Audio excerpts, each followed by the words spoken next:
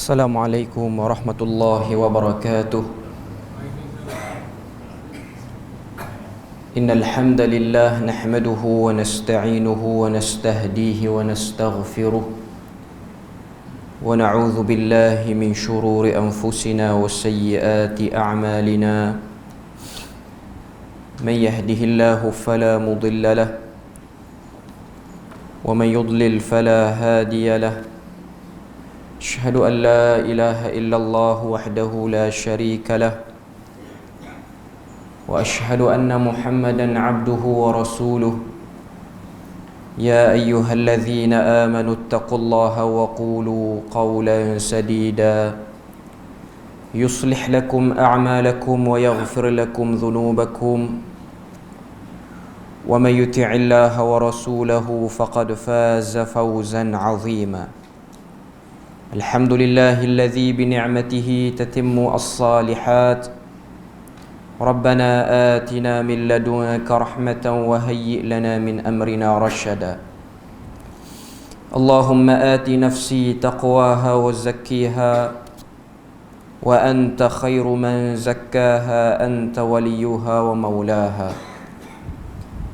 Alhamdulillah, syukur pada Allah Subhanahu wa taala kerana dengan rahmat dan juga limpah kurnia yang Allah Subhanahu wa taala berikan pada kita, dapat kita sama-sama pada malam ini berada dalam majlis ilmu. Dan insya-Allah pada malam ini kuliah kita akan membahas tafsir surah Ghafir atau surah Mukmin. Yang mana sebelum ni perbahasan kita dah masuk beberapa ayat yang awal daripada surah Ghafir. Tapi dengan sebab kita punya kuliah yang lepas tu lama sangat, jadi saya rasa kita nak kena ulang balik apa yang dah kita sebut dalam kuliah yang lepas dalam muqaddimah surah Ghafir. Muqaddimah surah Ghafir ataupun kita sebut surah Hawamim, surah-surah yang bermula dengan Hamim. Jadi pada malam ni saya ambil tafsir Azhar yang ditulis oleh Profesor Dr. Hamka untuk kita gunakan sebagai perbahasan tafsir surah Ghafir dan juga surah-surah yang selepas daripada surah Ghafir ni, yang termasuk dalam kumpulan surah-surah Hawamim. Pertama sekali surah Ghafir, surah yang ke-40, mengandungi 85 ayat, dan surah yang diturunkan di Makkah. Maknanya surah ni ialah surah yang kita sebut sebagai surah Makkiyah. Surah Makkiyah iaitu surah yang turun sebelum hijrah Nabi SAW ke Madinah Al-Munawwarah. Dan surah Ghafir dan seterusnya surah-surah yang selepas daripada itu, iaitu surah Fussilat sampailah kepada surah Ahqaf, ini semua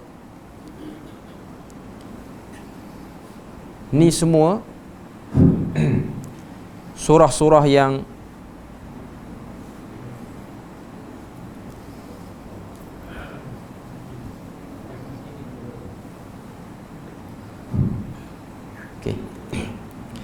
surah Ghafir bermula daripada surah Ghafir sampailah kepada surah Ahqaf dalam Al-Quran, iaitu surah yang ke-40 sampailah ke surah yang ke-47. Itu semua surah yang berderet-deret, yang diturunkan berantaian. Maknanya dia turun berterusan, bermula daripada surah Ghafir, dan sebenarnya dia bermula daripada surah yang sebelum tu, iaitu surah Az-Zumar. Dan kita pun dah sebut di sini surah Ghafir ni dia membahaskan satu ayat daripada surah Al-Fatihah, iaitu ayat yang berbunyi iyyaka na'budu wa iyyaka nasta'in. Hanya kepada engkau kami menyembah dan hanya kepada engkau kami mohon pertolongan. Jadi surah Ghafir dan juga adik-beradik dia surah Hawami yang lain ni, dia menerangkan ayat tu, iaitu ayat yang menjelaskan tentang tauhid dalam mengesakan Allah Subhanahu wa taala, dan juga tauhid yang kedua iaitu tauhid al-isti'anah ataupun tauhid fil isti'anah, iaitu tauhid macam mana untuk mohon pertolongan, minta tolong kepada Allah Azza wa Jalla. Jadi sebagai mukaddimah pada malam ni, kita sebut beberapa perkara penting berkenaan dengan surah Ghafir ni. Yang pertama sekali, kalau kita tengok dalam tafsir Al-Azhar, ni malam ni saya kutip daripada tafsir Al-Azhar, kita baca sikit teks yang disebutkan ataupun yang ditulis oleh beliau. Dia kata surah ini yang ayat pertamanya dimulai dengan surah dengan huruf ha dan mim, seperti 6 surah yang lain dan 6 surah yang mengikutinya, terkenal dengan 2 nama, iaitu Ghafir dan Al-Mu'min. Dia diturunkan sesudah surah Az-Zumar. Jadi surah Ghafir ni, apa yang Hamka sebut di sini, namanya. Nama surah ni yang terkenal 2. Yang pertama Ghafir, yang kedua Mu'min. Sebahagian Quran cetakan dia akan sebut ataupun dia akan tulis surah Ghafir. Kalau cetakan Madinah hari ni, surah Ghafir lah. Kalau cetakan yang lama, Quran yang lama, tulisan yang rapat-rapat tu, tulisan yang tebal tu, dia tulis surah Mu'min. Surah Mu'min. Itu ialah surah yang sama. Dinamai Ghafir, yang bererti pemberi ampun. Salah satu nama dan sifat Allah adalah kalimat pertama dari 3 ayat surah ini. Dan dinamai juga Al-Mu'min, ialah diambil daripada kalimat mu'min, yang bererti seorang yang beriman, yang terdapat dalam ayat yang ke-28. Jadi kata Hamka di sini disebut, sebab apa nama surah ni dinamai dengan surah Ghafir? Sebab ada ayat ketiga Allah Ta'ala sebut Ghafiriz Zamb. Jadi situ dinamakan surah ni dengan Ghafir. Kemudian yang kedua, dinamai surah ini dengan Al-Mu'min sebab ada satu ayat, iaitu ayat yang ke-28. Ayat yang ke-28, Allah Subhanahu wa taala cerita dalam ayat tu, wa qala rajulun mu'minun min ali fir'aun yaktumu imanahu. Dan telah berkata seorang lelaki yang beriman daripada ahli keluarga Fir'aun, yang telah menyembunyikan imannya.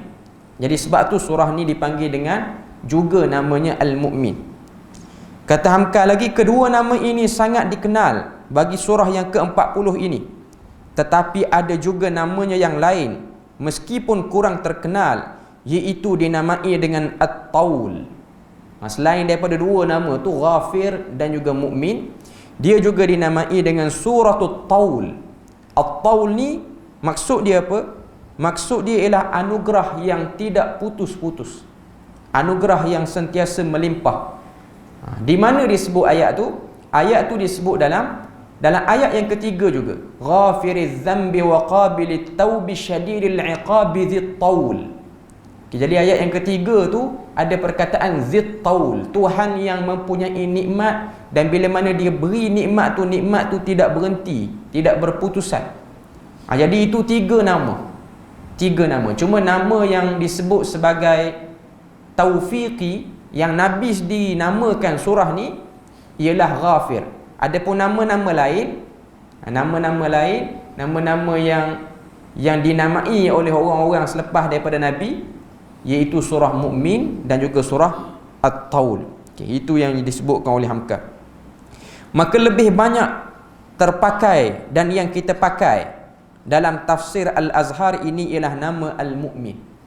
Jadi kalau orang tengok Quran-Quran yang dulu, Quran lama tu yang tahun 60-an, 70-an, kita panggil Quran Majid.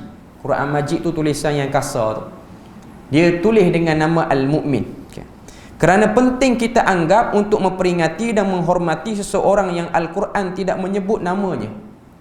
Jadi Hamkas ini dia sebut pada kita, antara sebab sebahagian ulama' dia cenderung panggil surah ni dengan nama Mu'min, sebab Allah Subhanahu wa taala telah muliakan seorang yang telah menyembunyikan iman dia.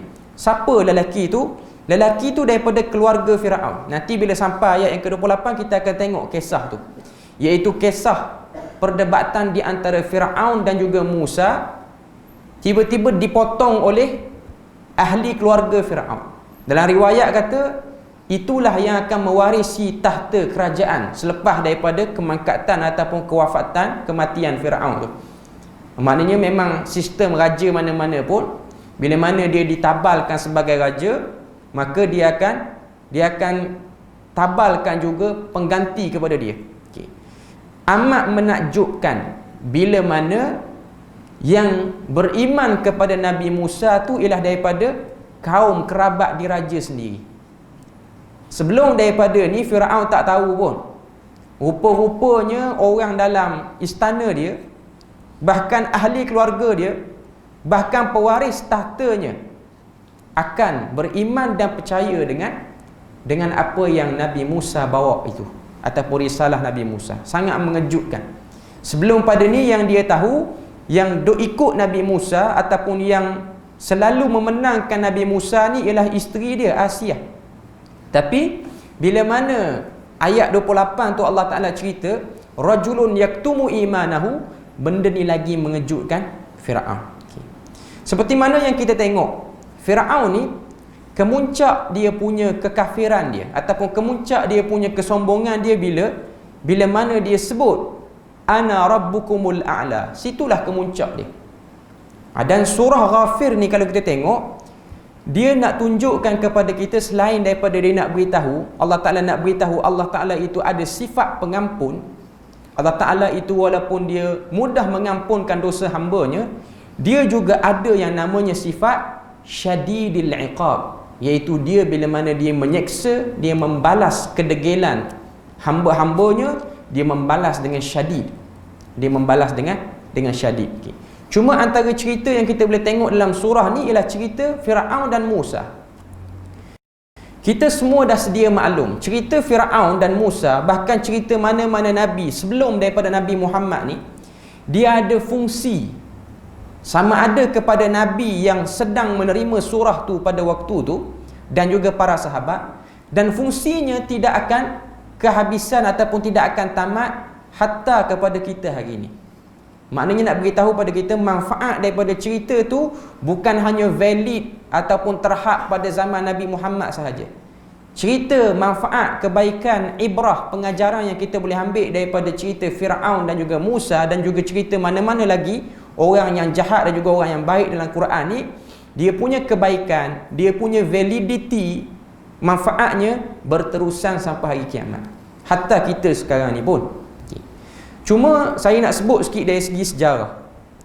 Antara punca-punca yang menyebabkan Firaun ni terlalu kufur, dan kekufuran dia tu dahsyat, sehingga dia sebut, dan Quran sebut perkataan dia, kekufuran dia tu.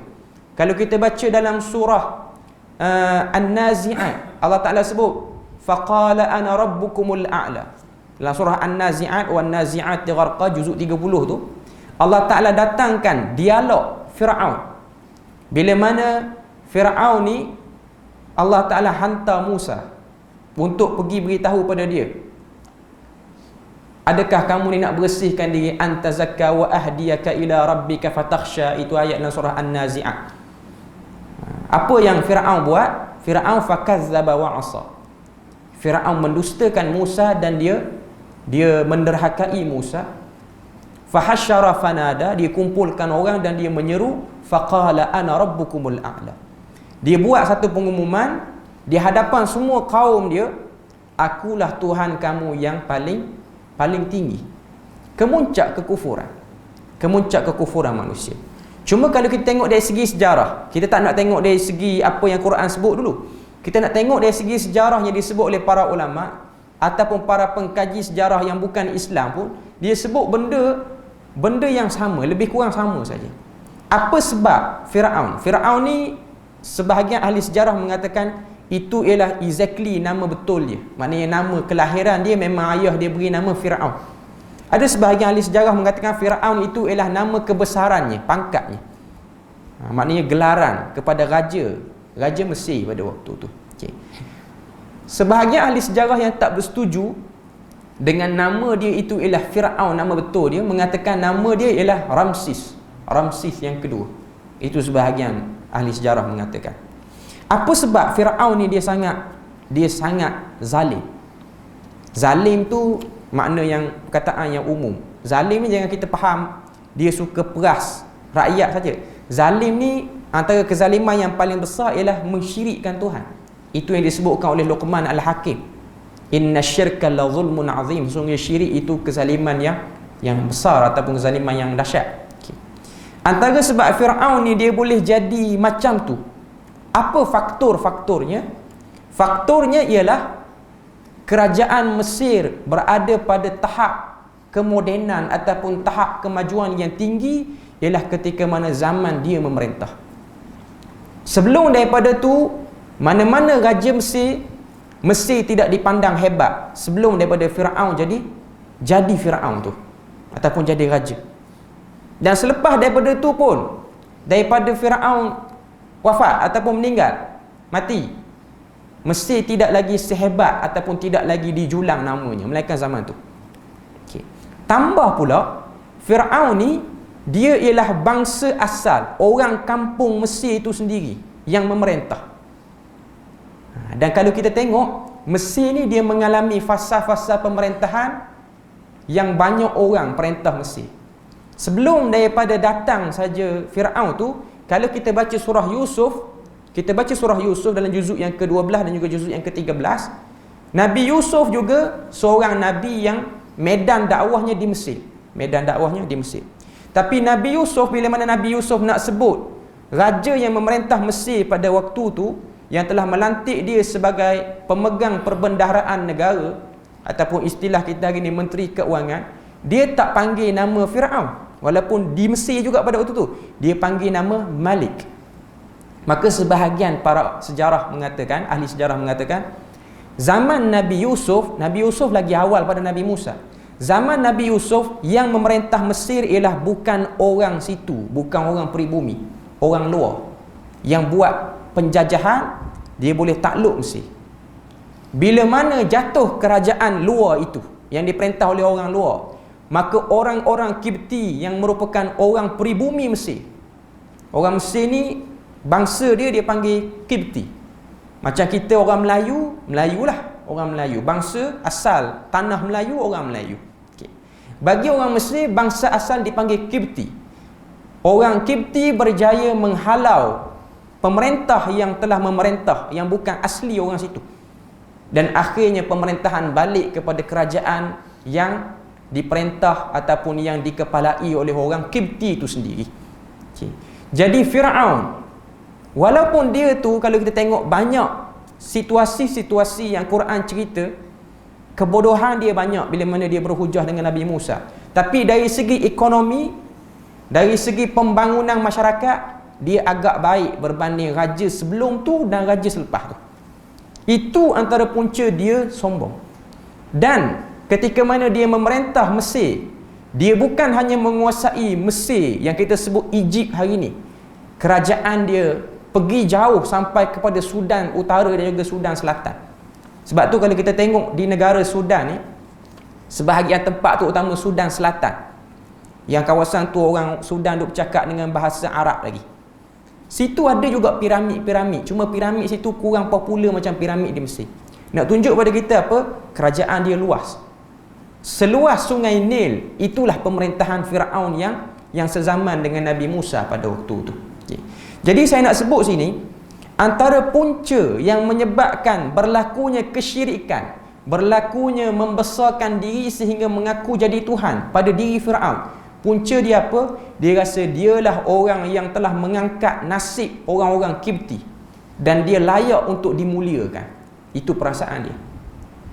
Sebab itulah dia boleh keluar kenyataan, ana rabbukumul a'la, dan rakyat-rakyat dia tak kata apa. Orang Kipti tak kata apa. Sebab orang Kipti dah anggap dia ni bapa kemodenan Mesir pada waktu tu. Melainkan orang yang tak suka bila mana dia sebut perkataan ana rabbukumul a'la ni siapa? Bani Israel, iaitu orang-orang daripada keturunan Nabi Musa sendiri. Sebab dia orang bukan bangsa Kipti yang sama bangsa dengan orang-orang Mesir itu sendiri. Itu sebab. Jadi kita boleh tengok punca Firaun, dia rasa diri dia hebat situ. Dia telah membuat jasa besar kepada rakyat dia, iaitu dia telah memajukan Mesir sehingga Mesir itu jadi hebat, sehingga nama Mesir itu terkenal. Sampai hari ini pun orang sebut tamadun Mesir purba. Kehebatannya masih lagi dibincang sampai hari ini. Sampai hari ini pun orang tak boleh buka lagi apa yang ada dalam piramid Giza tu. Kalau kita pergi di Kahirah, yang menjadi, orang kata apa, yang menjadi mercu tanda Mesir ni, Mesir dia tak ada bangunan yang tinggi-tinggi. Macam Malaysia kita ada KLCC-nya, kita ada Menara Kuala Lumpur-nya. Maknanya benda yang dicipta lebih kurang 20 tahun, 30 tahun kebelakangan ni. Tapi orang Mesir ada tak yang dicipta oleh presiden-presiden dia? Sama ada Husni Mubarak ke, Anwar Sadat ke yang sebelum ni, ataupun yang sekarang ni As-Sisi ke? Tak ada. Tidak ada bangunan-bangunan hebat. Melainkan adalah satu, Al-Qahirah Al-Jadid, bandar Kahirah baru. Itu zaman Husni Mubarak kalau saya tak silap. Memang cantik, tempat dia cantik. Cuma biasa kalau kita tengok orang nak promote Mesir ni, orang akan nampak piramid. Piramid yang telah berusia lebih tua berbanding usia hijrah Nabi tu. Hijrah Nabi 1400 tahun, piramid lebih pada tu lagi. Sebab daripada Nabi Musa nak pergi ke Nabi Muhammad tu berapa ribu tahun. 3 piramid yang kita tengok tengah bandar Kahirah tu, kawasan Giza tu, ataupun orang dia panggil Giza, mengikut bahasa yang dia sebut lah. Okay. Khafra, Mankara, ada satu lagi saya tak ingat nama dia. Itu 3 piramid yang selari kedudukan dia. Khafra, Mankara, dan ada satu yang ujung tu. Ketiga-tiga tu, pintu dia, kunci dia tu tak dapat buka lagi. Apa ada kat dalam? Pakar arkeologi tak dapat pergi buka. Saya nak sebut sini apa benda? Dia punya kemodenan tu sampai ke zaman kita ni tak boleh nak rungkai lagi apa yang ada dalam tu. Cuma sebahagian ahli sejarah mengatakan kemajuan kerajaan Mesir di zaman Firaun, yang Musa bertelagah dengan Firaun tu, ialah kemajuan pada ilmu sihirnya. Hebat. Dan ada yang mengatakan bahawasanya yang mengunci pintu tu ialah sihir sebenarnya. Sampai kali ni tak boleh buka. Mungkin boleh jadi dia guna khidmat jin mana-mana, sampai kali ni tak boleh buka. Ditambah pula dengan ada sebahagian orang, bila mana pergi dekat Giza tu ada yang meracau, sebahagiannya. Taklah kata semua. Okay.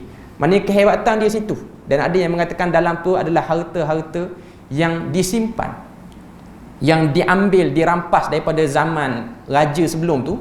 Sebab kalau kita baca kisah Nabi Yusuf zaman dia jadi Menteri Keuangan Mesir, apa yang dia buat? Dia buat satu projek iaitu simpan makanan. Sebab tahu dah kemarau 7 tahun akan datang. Jadi harta tu tak habis sebenarnya. Harta tu bukan hanya valid 7 tahun zaman Nabi Yusuf. Harta tu mungkin sempat ke zaman Nabi Musa.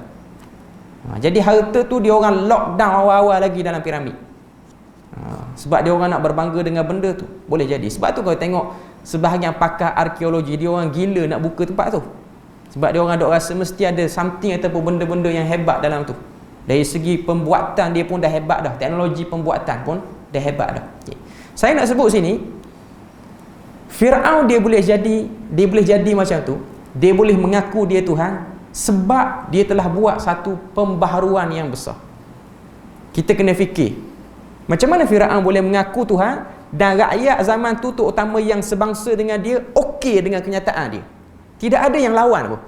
Yang lawan ni siapa? Bani Israel, yang bukan bangsa dia orang. Okay. Sebab apa jadi macam tu? Sebab semua bangsa Kipti bersetuju dan tidak ada masalah dengan pengakuan Firaun itu. Okay.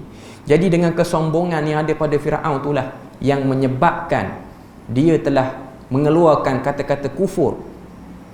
Bukan dia jahil terhadap tauhid. Sebab kalau kita tengok dalam surah Ghafir ni, ketika mana pewaris tahta dia potong, dia sedang berhujah dengan Nabi Musa, antara hujah yang dibawa oleh pewaris tahta dia ialah, tidakkah kamu ingat apa yang dibawa oleh Musa sama dengan apa yang dibawa oleh Yusuf? Dia akui benda tu.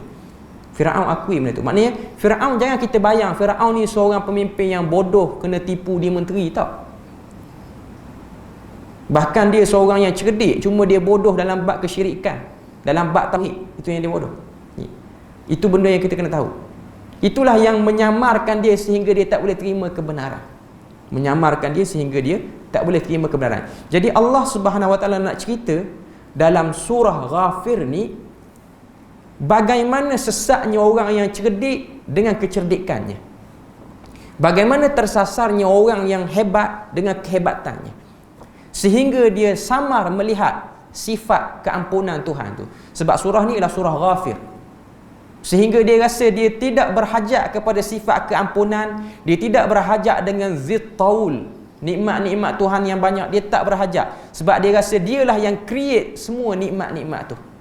Sebab tu antara pengakuan Firaun, dia kata, aku berbangga dengan negeri ini yang mana telah mengalir di bawah tapak kaki aku sungai ini. Dia rasa sungai ini itu mengalir dengan sebab dia yang majukan Mesir. Bukan sungai ini itu mengalir dengan sebab rahmat Tuhan. Jadi itu antara benda yang kita boleh tengok. Poin yang paling besar lah dalam surah Ghafir ni, iaitu cerita perdebatan di antara Nabi Musa dan juga Firaun, lepas tu dipotong oleh rajulun mu'minun yaktumu imanahu, daripada ahli Firaun ataupun daripada keluarga Firaun. Kita sebut sikit lagi beberapa ayat. Kita bahas malam ni 5 ayat, tapi saya tak sebut secara terperinci lah, kita sebut sikit-sikit saja. Kita baca dulu 5 ayat daripada surah Ghafir ni. A'udzu billahi minasy syaithanir rajim. Bismillahirrahmanirrahim. Hamim.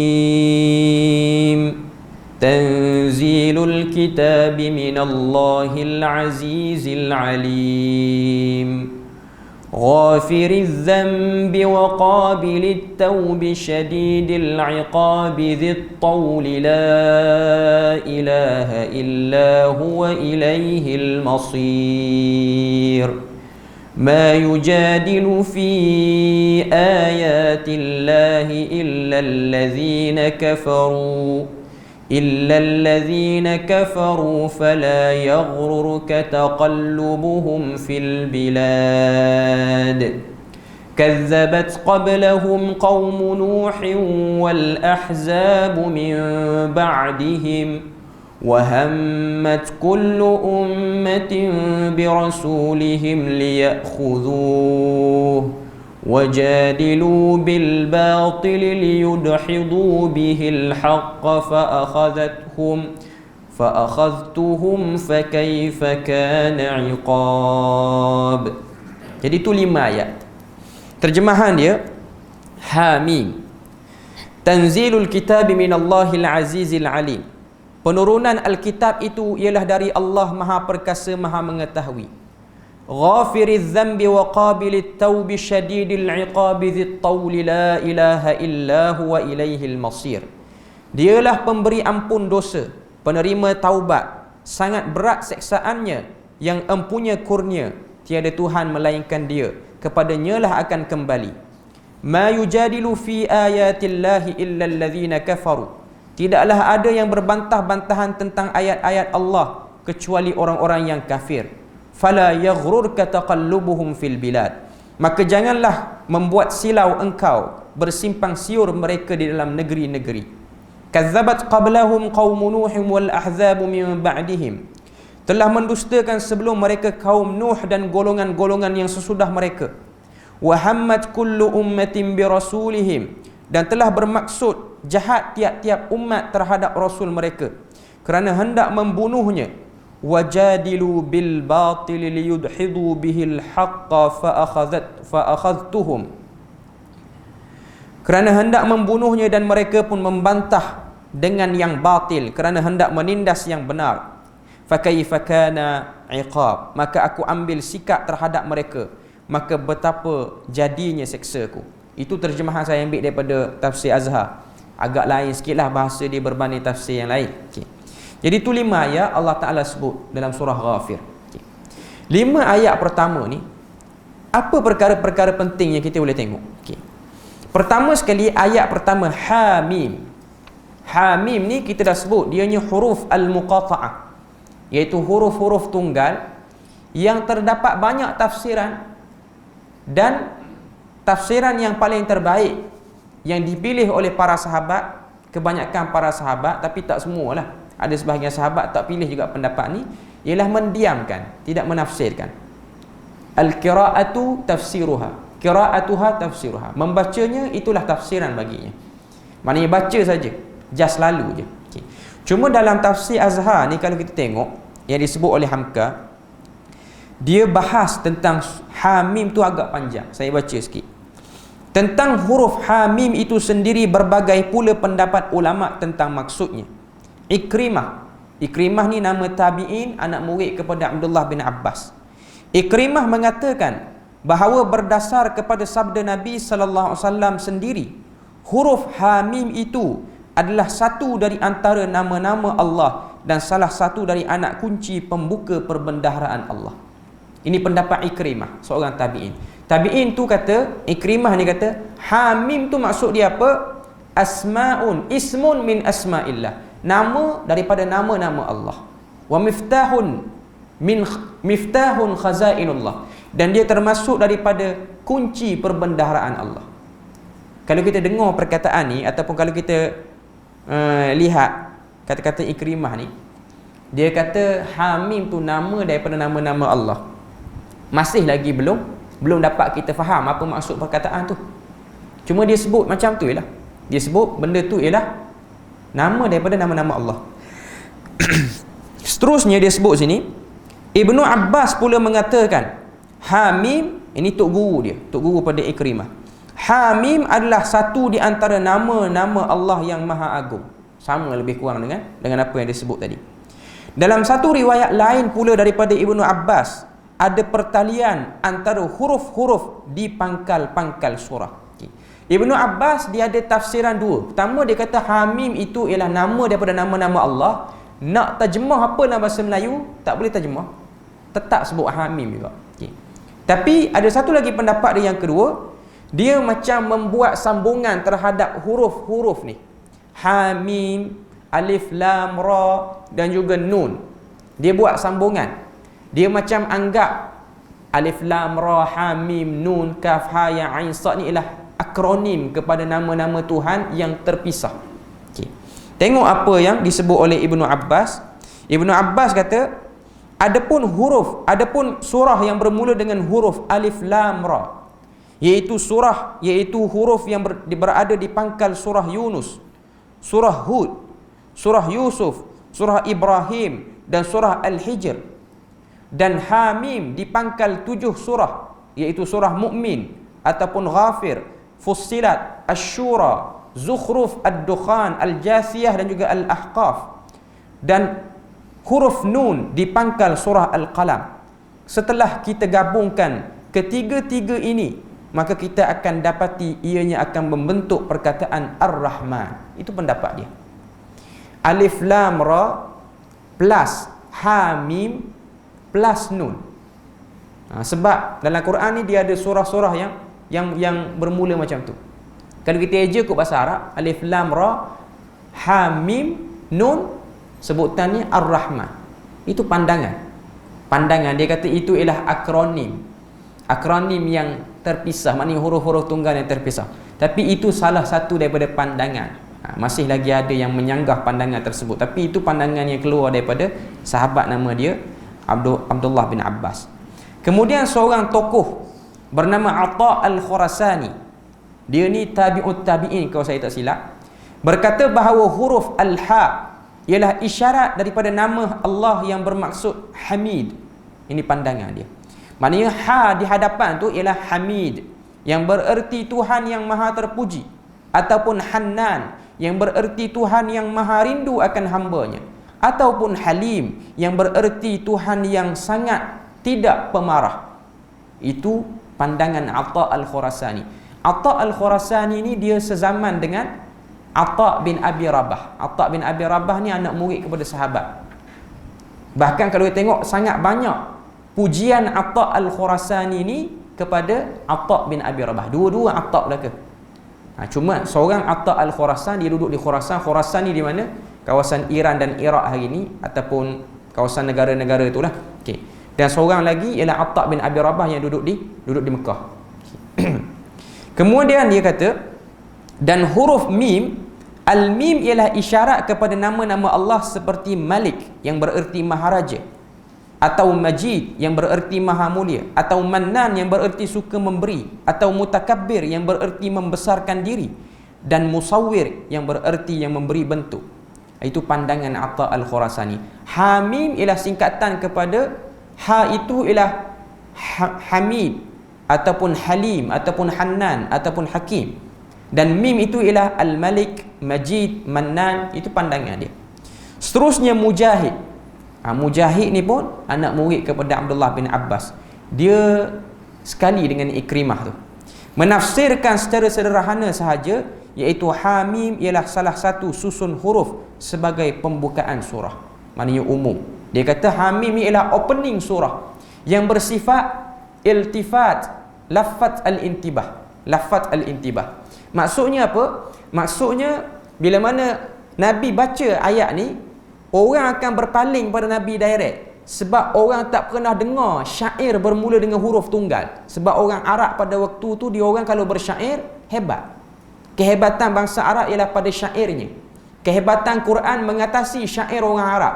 Dan antara kehebatan Al-Quran mengalahkan syair orang Arab ialah adanya permulaan-permulaan surah yang bermula dengan huruf tunggal, yang mana syair tidak pernah bermula dengan cara macam tu. Tak ada mula dengan cara macam tu. Kalau kita belajar syair Arab, jahiliyah, adab wan nusus Arab ni, tidak ada pun yang bermula dengan alif, apa semua tak ada. Jadi Quran dia pelik sikit. Jadi bila mana Nabi sebut, sebab Allah tak, ini pandangan para ulama. Sebab apa? Sebab bila mana Nabi baca Quran, Quran yang membentuk kalimah yang sama macam syair, orang tak peduli. Sebab orang tak suka dah Nabi. Nabi dak bawa tentang wahyu ni. Tapi bila mana Nabi baca huruf, orang akan berpaling.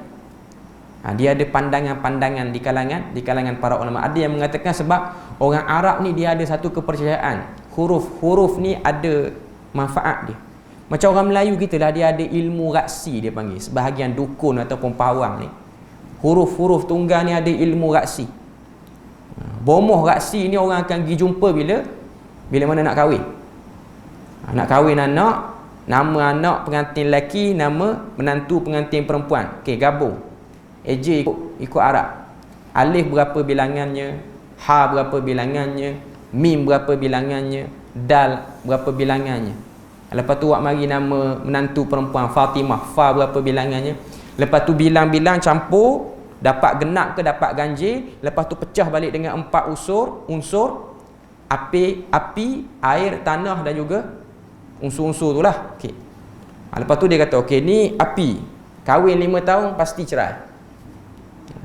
Dia yang Tok Bomo tu tak kahwin-kahwin sampai sudah. Dia duk buat, orang kata apa? Dia duk tala ke orang je. Dia sendiri dia tak tala pun. Okey. Cuma nak beritahu pada kita, sebahagian Arab dia ada ilmu abjad, dia panggil. Ilmu abjad, abjadiyat. Jadi bila mana Nabi sebut tu, kadang-kadang dia orang macam apa Muhammad nak beritahu ni? Sebab tu dia orang akan tuduh Nabi ni tukang sihir, sebab surah-surah ni juga. Sebab dia orang berpandangan itu ialah macam satu mantra yang menarik orang. Okay. Itu pandangan Mujahid. Mujahid dia kata macam tu. Sebab memang sengaja Tuhan suruh Quran ni start ataupun surah tu start macam tu. Supaya orang akan berpaling. Orang yang tengah sibuk ataupun yang tak peduli pun dia akan beri attention ataupun beri perhatian terhadap apa yang Nabi nak sebut tu. Dan ada lagi beberapa penafsiran lain yang dihuraikan oleh Al-Qurtubi di dalam tafsir beliau Al-Jami'u lil Ahkamil Quran. Ini apa yang disebutkan oleh Hamka. Okay. Cuma rumusan di Hamka sebut sini, bagi kita tidaklah ada penafsiran itu yang kita tolak. Bahkan bolehlah kita terima semuanya sebagai mengambil kesan bagaimana mendalamnya orang merenungkan maksud daripada Al-Quran dan tiap-tiap hurufnya. Lalu kita ambil kesimpulan kepada perkataan Mujahid bahawa memanglah huruf yang 2 itu, iaitu Hamim, jelas menjadi pembukaan daripada 7 surah berturut-turut, sejak dari surah Al-Mu'min sampai surah Al-Ahqaf, dan sama letaknya dengan huruf Alif Lam Mim di awal beberapa surah. Hamka dia cenderung memilih pandangan Mujahid, anak murid kepada Abdullah bin Abbas. Maknanya Tuhan memang sengaja nak letak dan kita tak faham sebab apa Tuhan sebut macam tu. Cuma pandangan Mujahid ialah lafaz al-intibah, dia menarik perhatian orang. Ayat yang kedua Allah Ta'ala sebut Tanzilul kitabi minallahil azizil alim. Sesungguhnya kitab itu diturunkan daripada Allah. Kita ambil situ dulu. Tanzilul kitabi minallah. Quran ini yang disebut dalam ayat ni kitab. Kitab tu ialah nama lain bagi Quran. Tanzil, ianya diturunkan minallah, daripada Allah. Pertama sekali kita kena tahu, kalimah Allah ataupun Allah tu sendiri ialah satu perkataan yang tidak pelik bagi masyarakat Arab. Dia orang tak janggal ataupun tak rasa hairan bila mana dengar Nabi sebut Allah. Buktinya ayah Nabi nama Abdullah. Ayah Nabi nama Abdullah, sedangkan Nabi belum lahir lagi. Dia orang dah biasa sebut. Dalam banyak sumpah dia orang pun dia orang sebut wallahi. Sebab dia orang memang mengakui Allah Ta'ala itu. Cuma dia orang mensyirikkan Allah, iaitu mewujudkan bagi Allah tu dia punya pembantu-pembantunya, iaitu berhala. Itu kefahaman ataupun akidah musyrikin Mekah. Allah Ta'ala sebut dalam ayat kedua, tanzil, turun. Perkataan tanzil ni kalau kita belajar bahasa Arab, turun daripada tempat yang tinggi dengan penuh kemuliaan. Orang Quraisy yang tak tercemar bahasa dia pada waktu tu, bila mana dia dengar perkataan tanzil, dia dah boleh faham. Tidak digunakan tanzil melainkan nak menunjukkan benda tu turun dengan kemuliaan. Benda tu turun dengan mulia. Turun daripada atas ke bawah, mulia. Al-Kitab, ada alif lam di dalam perkataan Al-Kitab menunjukkan khusus Al-Kitab itu ialah pada ayat-ayat yang dibaca oleh Muhammad. Jadi Allah Ta'ala nak beritahu, Allah yang pernah kamu sebut ni, Allah yang lafaz yang kamu selalu duk guna ni untuk sumpah, nama yang kamu guna untuk beri nama anak Abdullah, Allah itulah yang turunkan Quran. Allah itulah yang turunkan Quran kepada kamu. Dan Allah Ta'ala dia turunkan Quran kepada kamu ni dengan Al-Aziz dan juga Al-Alim, iaitu dengan dua sifat dia. Al-Aziz mai pada perkataan izzah, iaitu kemuliaan, tapi sebahagian terjemahan dia akan terjemah dengan perkasa. Izzah ni maksudnya kemuliaan yang orang jadi segan. Izzah tu maksud dia kemuliaan. Saya tak ingat ada satu ayat dalam surah Yusuf, Allah Ta'ala sebut bila mana Nabi Yusuf ni dia jadi Khazinul Misr, pemegang perbendaharaan Mesir. Ada satu ayat dalam surah Yusuf tu Allah Ta'ala sebut, dan kami turunkan kepada Yusuf ini izzah. Izzah ni maksudnya orang tengok tu orang jadi segan, orang malu. Zaman dia muda, zaman Nabi Yusuf ni muda, Allah Ta'ala beri pada dia jamal, kecantikan, handsome. Bila mana dia dah meningkat berusia 40 tahun ke atas, dia ni Allah Ta'ala beri pada dia izzah. Izzah ni segan. Muda orang boleh fitnah, tapi izzah ni orang malu. Orang malu. Jadi Allah Ta'ala ni dia bersifat Al-Aziz. Al-Aziz ni maksudnya kemuliaan yang menyebabkan orang jadi terpegun, diam, orang tak boleh nak kata apa. Apa yang dia sebut orang tak berani lawan, walaupun kadang-kadang tak setuju, tapi tak berani lawan. Maknanya Allah Ta'ala nak beritahu, dialah sahibul izzah, pemilik kepada kemuliaan, dan dia juga Al-Alim. Al-Alim ni maksud dia apa? Maha mengetahui pada urusan-urusan penting. Saya dah sebut sebelum ni beza Al-Alim dengan Al-Khabir. Al-Khabir ni maha mengetahui pada urusan-urusan yang kecil. Urusan kecil ni contohnya apa? Berapa titisan hujan yang turun di Perlis hari ni, Tuhan tahu. Tuhan kira. Benda tu ada dalam sukatan pengetahuan dia. Okay. Dan Al-Alim maksudnya ialah pengetahuan benda-benda besar. Iaitu pengetahuan tentang dunia ni ada berapa negara, pemimpin-pemimpin dia siapa. Okay, itu semua adalah pengetahuan Tuhan. Cuma Tuhan nak beritahu, dia turunkan Quran tu dengan dua sifatnya, Al-Aziz dan juga Al-Alim. Dia nak tunjukkan kemuliaan dia. Kemudian ayat yang ketiga, Ghafiriz Dzamb wa Qabilit Taub Syadidil Iqab Dzit Taul La ilaha illa huwa ilaihil masir. Okay. Kita ambil bahagian pertama dulu, Ghafiriz Dzamb wa Qabilit Taub Syadidil Iqab Dzit Taul. Okay. Ini ada empat sifat dia, empat nama dia. Okay. Empat nama dia ni para ulama sebut di dalam ayat ketiga ni Allah Ta'ala nak tunjukkan jamaliyahnya dan juga jalaliyahnya. Apa dia tu? Jamaliyah ni maksudnya sifat-sifat yang menunjukkan kelembutan, kasih sayang. Jalal menunjukkan sifat-sifat yang menunjukkan keperkasaan, kehebatan. Okay. Ada 3 sifat yang digolongkan dalam sifat jamaliyah, dan ada 1 sifat situ yang tergolong dalam sifat jalaliyah. Okay. Kena bagi jelas yang tu dulu. Okay. Ghafiriz dzamb, dialah penerima taubat. Ini termasuk dalam sifat jamaliyah, iaitu sifat yang menunjukkan dia ni mudah kesian pada hamba dia. Qabilit taub, penerima taubat pun sifat jamaliyah, iaitu sifat yang menunjukkan dia kesian pada hamba dia. Syadidil iqab, syadidil iqab ialah sifat, maksud dia dulu, syadidil iqab ni maksudnya yang mempunyai seksaan yang berat. Kalau dia letakkan satu seksa dia tu dahsyat, orang tak tahan. Tuhan ni bila mana dia seksa hamba dia yang degil, yang engkar, dia seksa sehingga yang degil tu serik dengan kedegilannya. Dia bukan rasa macam sikit je ni, lepas ni boleh buat lagi. Sebab tu bila mana Nabi gambarkan siksaan neraka dahsyat, macam mana Nabi gambarkan nikmat syurga.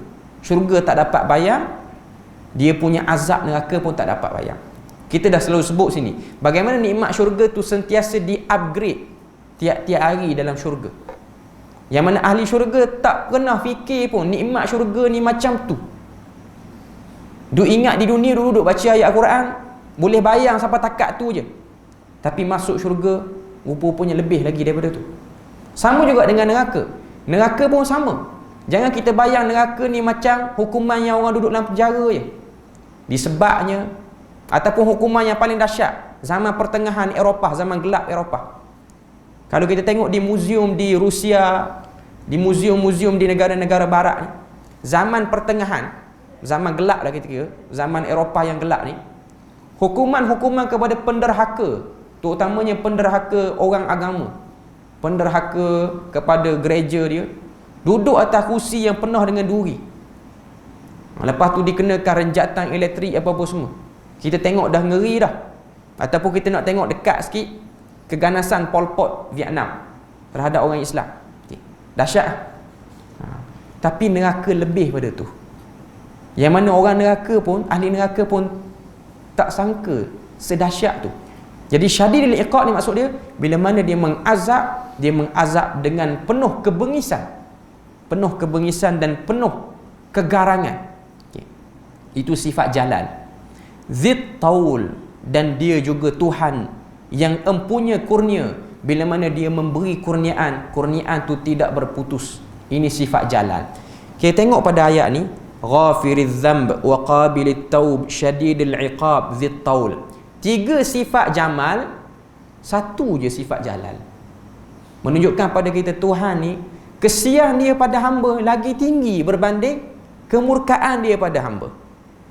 Sebab tu kita kena faham sebagai seorang Muslim, bila mana kita cuba menggambarkan zat Tuhan, sifat Tuhan, kita gambarkan dulu kemurahan Tuhan. Jangan kita gambarkan kebengisan Tuhan, garangnya Tuhan. Sebab tu agak silap bila mana kita cuba nak suruh orang ni stop daripada mungkar yang dia buat. Kadang-kadang cara kita, jangan buat benda ni, Tuhan larang. Buat benda ni Tuhan larang, kalau kamu buat masuk neraka tu pula begini. Dia macam train otak orang yang dengar benda ni, macam nampak Tuhan ni silap sikit mesti nak hukum je. Nampak macam tu. Sebenarnya betapa banyak hadis, betapa banyak dalil dalam Quran, orang-orang yang penuh dengan dosa Tuhan ampunkan juga. Jadi itu benda yang kita kena tengok. Dalam ayat ni Allah Ta'ala nak beritahu kepada orang Mekah yang telah lawan Nabi. Dah hampir 10 tahun dah lawan Nabi ni, nak masuk tahun ke-11 dah duk lawan Nabi ni.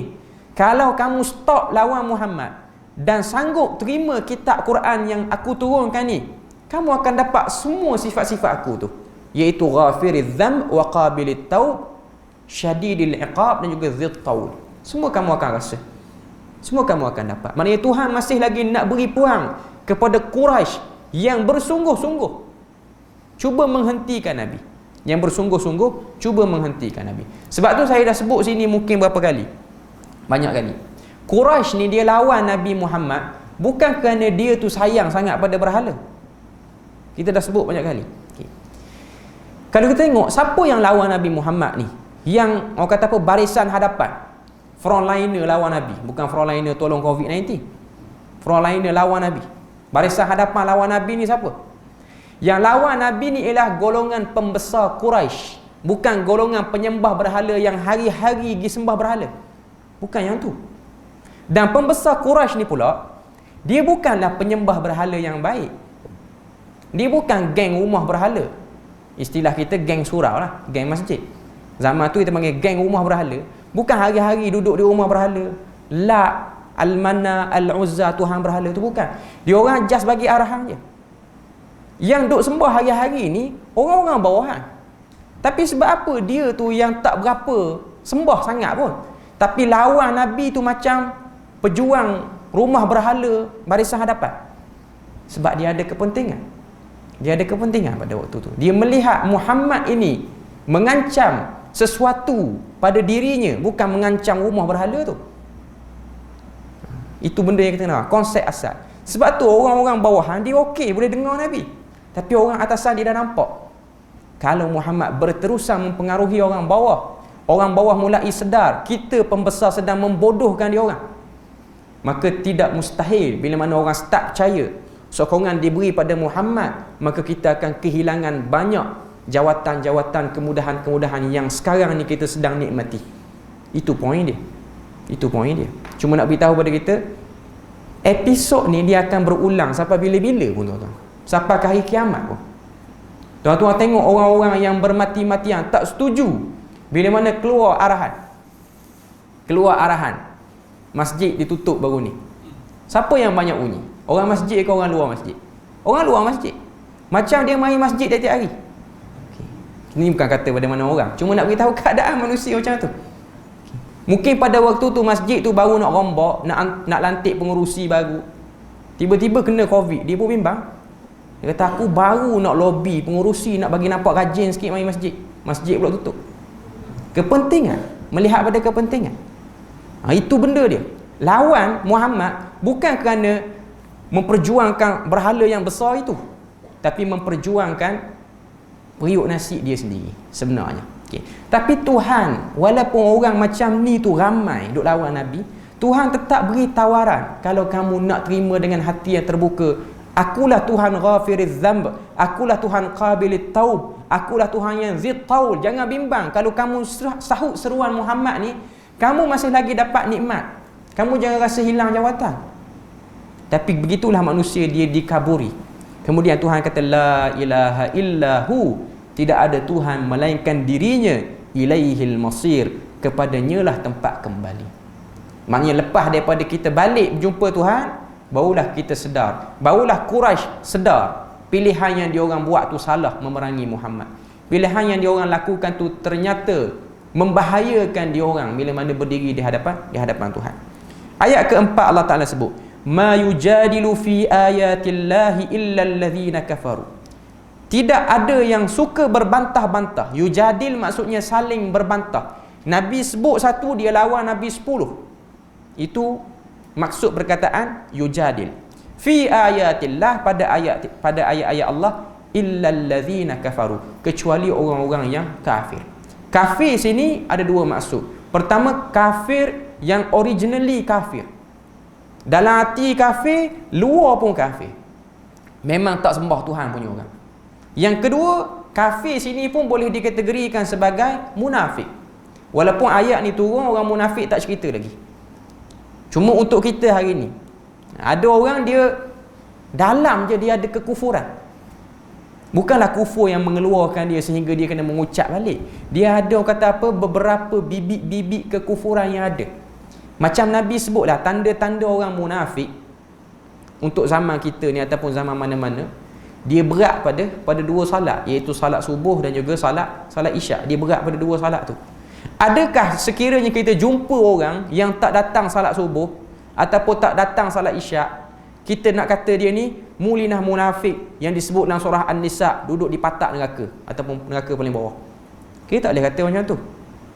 Cuma Nabi sebut tu dia ada sikit perangai. Kalau dia tak kawal perangai tu, dia akan makin tebal, makin tebal. Dia masih mukmin, tapi mukmin dia tu rosak sikit dengan sebab sikap tu. Dia bukan mukmin yang sejati, bukan munafik sejati ataupun bukan kafir sejati. Jadi ayat ni macam itulah maksudnya. Allah Ta'ala kata tidak ada sikap suka bantah ayat Tuhan ni, melainkan orang tu ada sikit penyakit kafir ataupun dia memang kafir betul. Macam yang kita tengok di zaman kita ni lah. Bila mana kenyataan agama dikeluarkan, maka akan ada orang kafir yang melenting. Itu normal bagi orang kafir. Okay. Tapi yang ajaibnya ada orang Islam yang IC-nya memang sebut Islam, dia pun melenting sama. Lagi dahsyat daripada yang kafir tu. Kita sebut orang macam ni apa? Kafir. Tapi bukanlah kafir yang menyebabkan dia tu keluar pada Islam sehingga kita suruh kalau dia mati tanam kubur lain, bukan. Kita kata dia ada masalah nak faham agama sehingga dia termasuk dalam diri dia tu kekufuran sikit.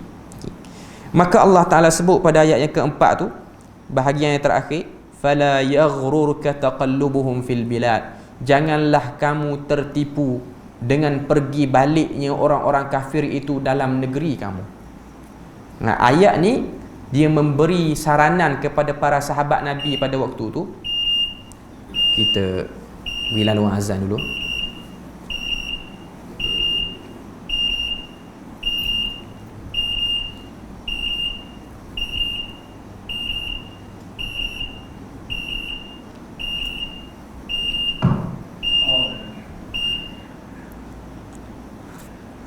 Allahu Akbar, Allahu Akbar, Allahu Akbar, Allahu Akbar. Asyhadu an la ilaha illallah.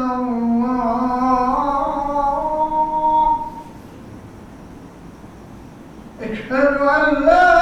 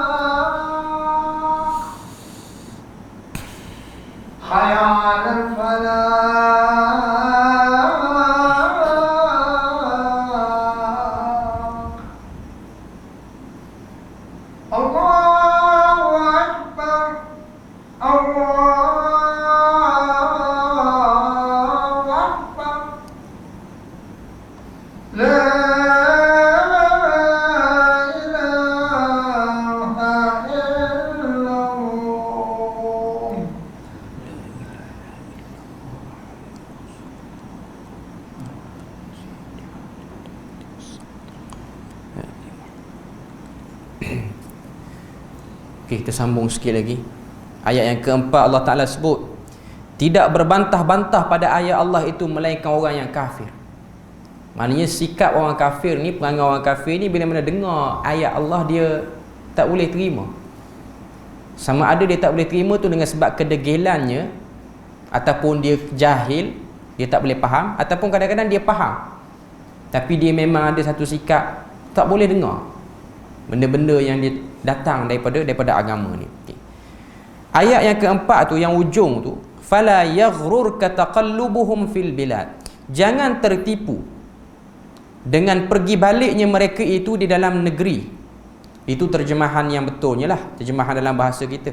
Cuma Hamka ni dia terjemah, kalau kita baca sekali lalu kita kurang faham.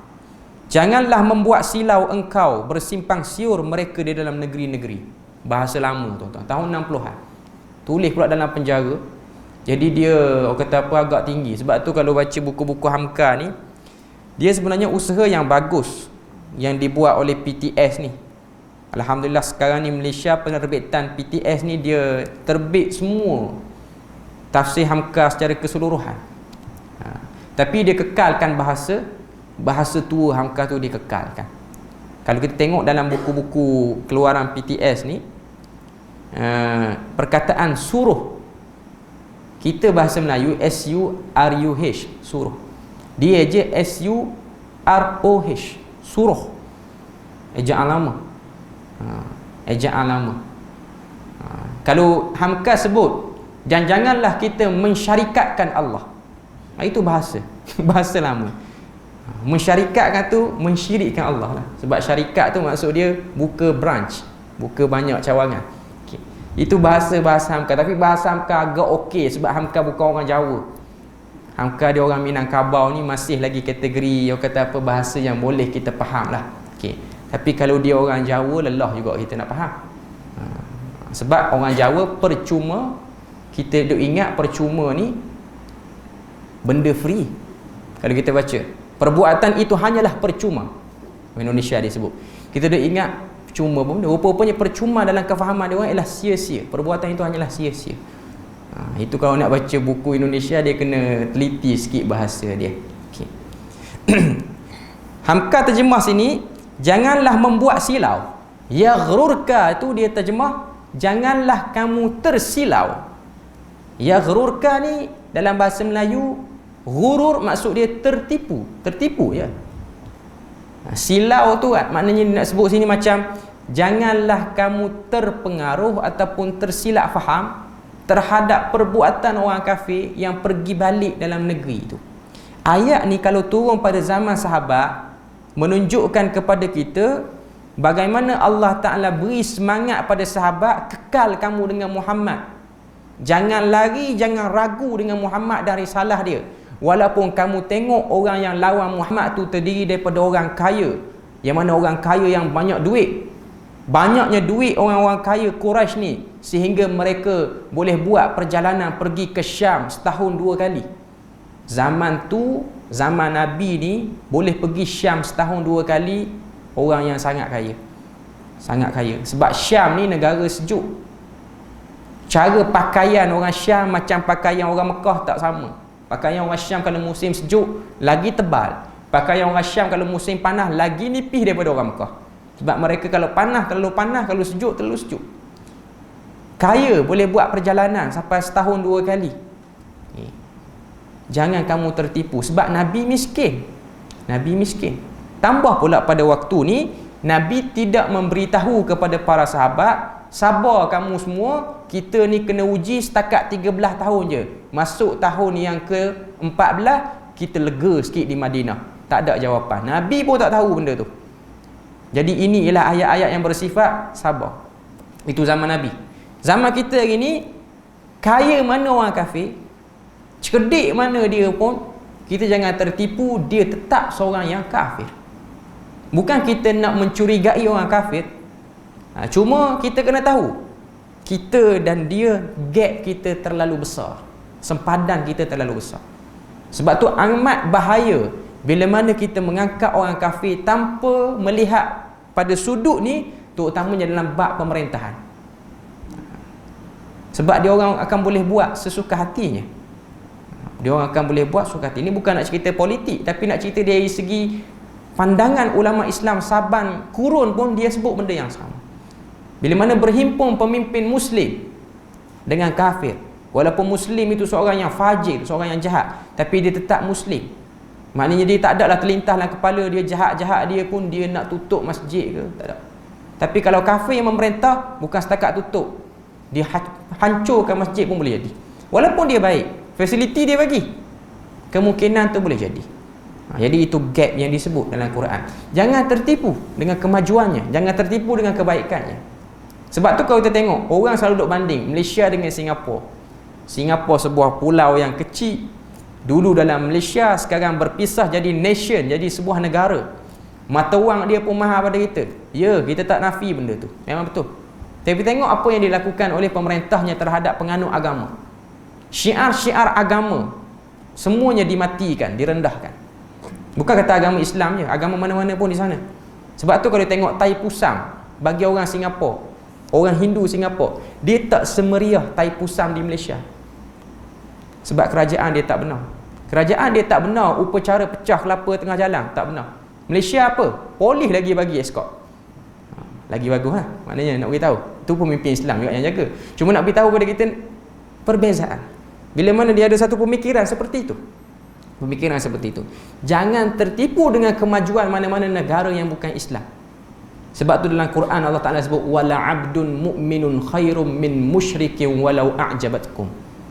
Hamba mukmin lebih baik daripada musyrik yang merdeka, walaupun musyrik yang merdeka itu telah mengkagumkan kamu.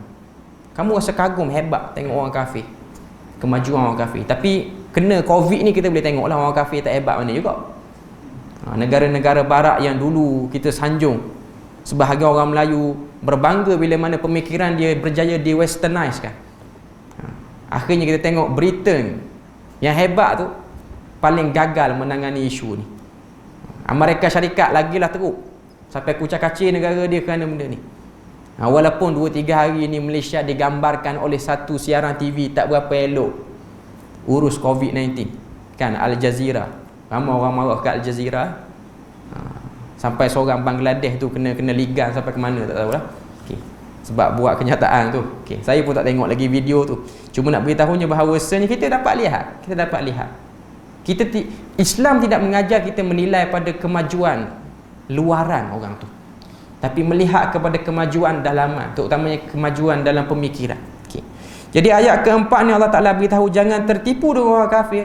Jangan tertipu dengan orang kafir. Okay. Jadi saya rasa kita berpada situ ialah ayat yang keempat. InsyaAllah kita akan sambung ayat yang kelima, kita tanda situ. Dan minggu depan kuliah kita hari Rabu, kita kembali kepada sirah Nabawiyah, fiqhus sirah, bukan sirah Nabawiyah, fiqhus sirah Ramadan Al-Buti. Minggu yang keempat baru kita akan masuk tafsir Hawamim ni seterusnya. Saya sarankan kepada mana-mana yang nak ada bahan lah, pakai tafsir Azhar ni lah, lebih mudah lagi lah. Harga dia pun dia lebih mudah lah. PTS nak cari dekat mana-mana kedai buku pun ada RM25. Maknanya harga yang mampu berpatutan lah. Sebab kalau pakai Quran macam loh sikit. Cuma buku Hamka ni dia macam panjang. Kalau dia bahas tu panjang, kadang-kadang dia luar tajuk sikit. Tapi kita akan skip lah mana-mana benda yang tak penting tu. Sebab Hamka ni kadang-kadang dia tulis, dia membawa perasaan dia duduk dalam jail. Kritikan dia tu banyak disasarkan kepada geng komunis, sebab yang penjarakan dia komunis. Jadi ke arah tafsir tu mesti dia nak padu dengan komunis ke macam mana pun. Tapi adalah manfaat dia. Jadi setakat tu saja. Subhanakallahumma wa bihamdik, asyhadu an la ilaha illa anta wa astaghfiruka wa atubu ilaik. Wassalamualaikum warahmatullahi wabarakatuh.